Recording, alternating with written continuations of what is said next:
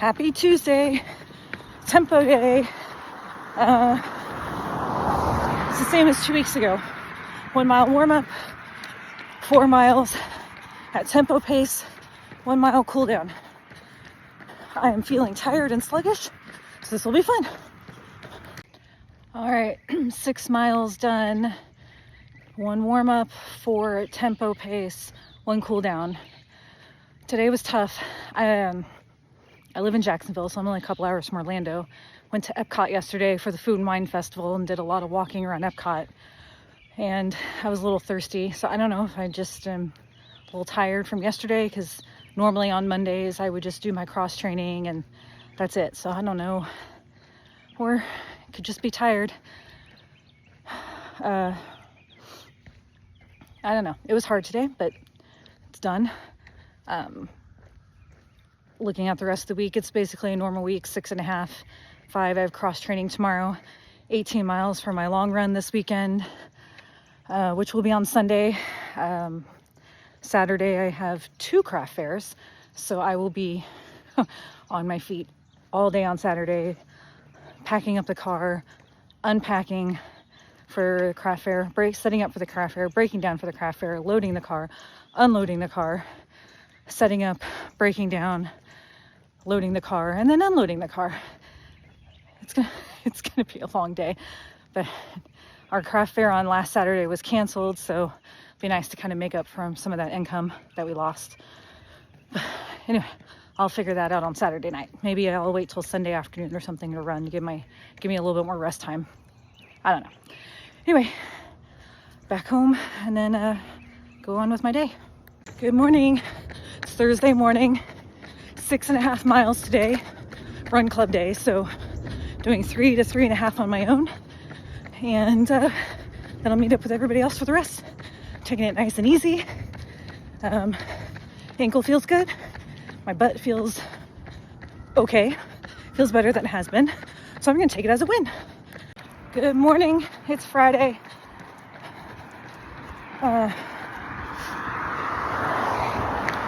Cars are loud. 5 miles today. It's real sluggish. I am really just going through the motions. I'm tired. I can tell this is like, week 14? You know, you get into that mid to late training cycle and you're just done. I'm at that point. I'm just done. I just want race day to be here. I want to be done. So, halfway through, just regular old 5 mile run. All right, all finished with my 5 miles. I was trying really hard to keep the heart rate down into the zone 3, and it said like 96% of the time I was in zone 3 or zone 2 was the rest. So no zone 4, which is nice because I tend to creep up toward the end. My body tries to run faster at the end because I just, I know I'm almost done. I want to be done. This time I told myself to keep it nice and slow and take it easy. So it's just a nice 5 miles to put some miles on the legs and not strain the system. I'm done. I am so tired. Like the last 3 nights have been bad diabetes nights, and it got so bad to the point last night I was so tired. I can silence the alerts for 5 minutes by just hitting the side button on my phone, which is what I did. And I silenced it for like an hour. I did that, 11, 12 times until I finally realized I should probably check. And I did, and she was in the 200s. I was like, dang it. So then I felt like a really crappy mom because I was so tired. I was ignoring her alerts. And then there she is. Now she's creeped up to the 200s. And it's really bad to keep creeping up. Like, try to keep her out of the 200s. And so I went to go bolus for her, do a correction, and she must have changed her pod because she was in manual mode. I'm like, well, that makes sense. But she's also naturally starting to creep up about 2:30 in the morning every night. She'll just start going up.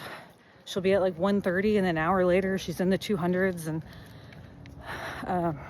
one night, like every half hour, I was just pouring insulin into her. It was like, I started off with a 1/4 unit, then a 1/2 unit, And then I jumped up to a unit and another unit so she wouldn't crash. And she finally, it took 5 hours to get her back down to like 120. I don't even, like, that's still too high. I'm trying to keep her in normal range, not diabetic range. And it's just, I'm gonna go, I don't know, hormones, growth spurt, who knows.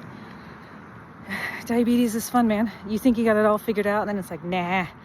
You just looked at the candy, straight up. It's just bad. Or, oh, you only did a half unit correction, plummet down, urgent low. It's just so much fun. And then I feel guilty for being mad that I'm having to get up, and yeah. Anybody else out there feel the same way? Any type 1 parents out there that feel like they're struggling because you don't get sleep? It's like having a newborn, but it's having a newborn for 5 years now, and she sleeps through her alerts, and then I get annoyed, and then I get annoyed at my husband because he's just sleeping through it all, and feel like I have to be home every night, and then I feel guilty that I just want one night where I'm just me and no alerts, no beeps, no getting up. Anyone else? Yeah, I feel really guilty. Mom guilt, it's fun. All right, 18 miles on Sunday. Happy Sunday. It is long run, hey. 18 miles on the schedule. I am 6 miles in. Feel fine. I had 2 craft fairs yesterday. First one went off fine. It was about 30 minutes away.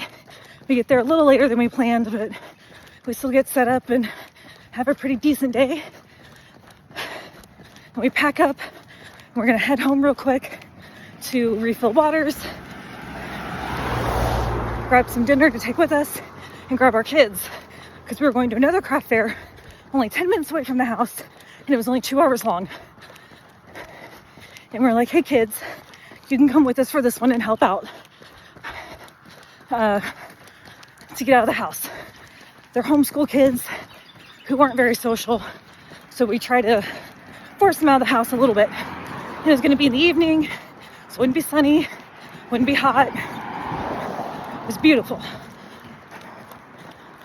Okay, I had to go up a hill, and I didn't want to film myself trying to go up a hill, huffing and puffing, and whew, like I am right now.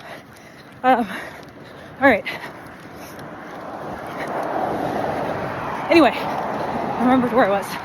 So we're on our way home to pick up our kids and head off to the next one, when the car, my husband bought this really old truck, like diesel truck, to help with hauling all of our stuff.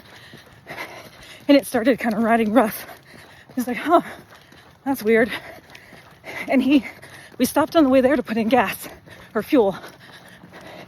Turns out he put it in the wrong tank, or forgot to switch tanks. I don't know. I don't get it. I don't know diesels. Anyway, we luckily made it to the first one and almost back, because we had to cross the river. So luckily we didn't die on a bridge, but eventually the truck sputtered to a stop. And couldn't get it started.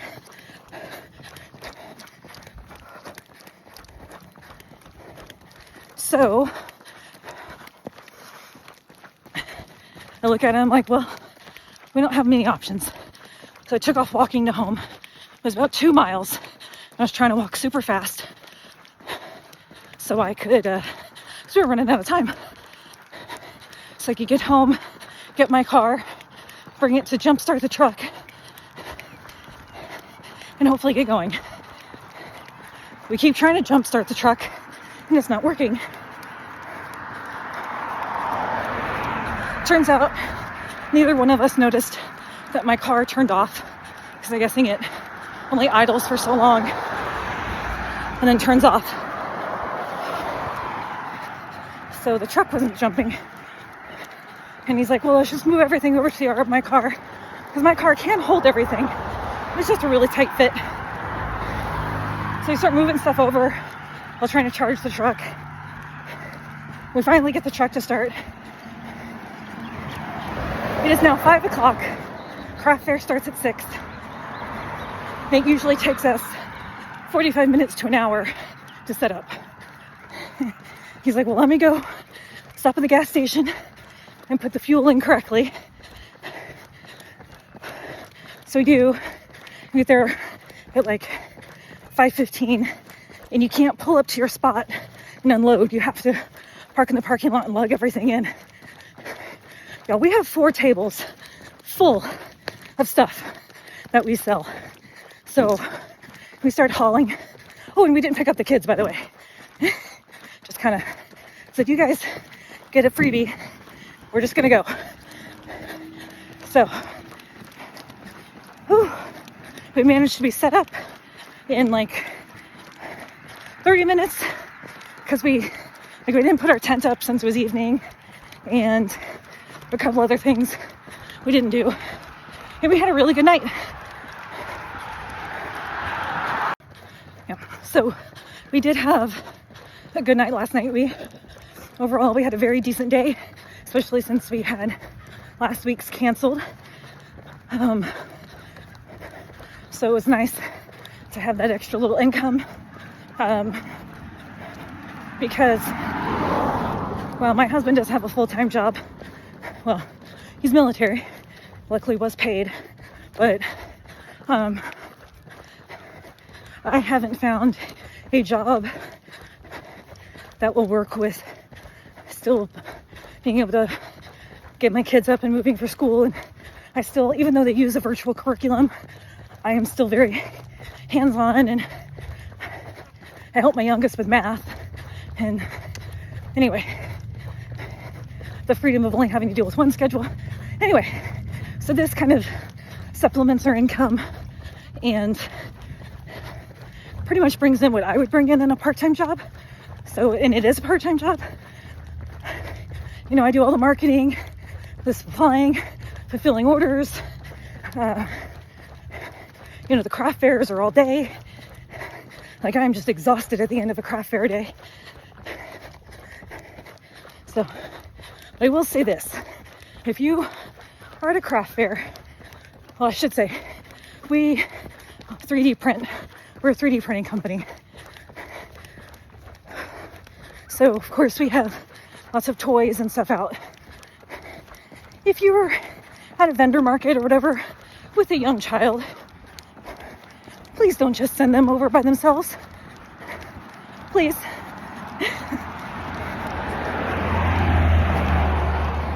I had one little girl who, she couldn't have only been like 7. And her mom just sent her over with her phone. And she typed a number into Cash App and said, you can spend this. And here I am trying to explain to the little girl, like, you can't get this and that. And she's like, but I want that for my brother. I'm like, sweetie, I can't give it to you. This is a business. It's like a store. And it's just so many little kids coming over. And then, of course, we had like a tween come over, and they pulled it a couple times where, well, how much is that? Even though everything is clearly marked. I'm like, oh, that's $3. Oh, and he starts grabbing it. I'm like, no, those are $3. Well, I thought you said free. I'm like, no, it clearly says $3. And they did it another one of our $3 items. He took off with it. And luckily there was somebody there who knew his mom. And he gave us the same story when she made him come back with the item. Oh, I thought you said free.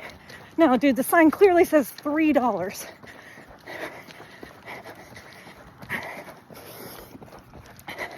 Yeah, could have been a mistake. He did it twice, though. So, I don't know. I try to give kids the benefit of the doubt. But he was probably 12. He knows what signs say. He knows the number 12 or number 3. He can read. But anyway, please supervise your children. Especially because it gets really crowded. And sometimes there's only one of us manning the booth because someone's at the bathroom, or, you know, we do allow the other one to take a meal break.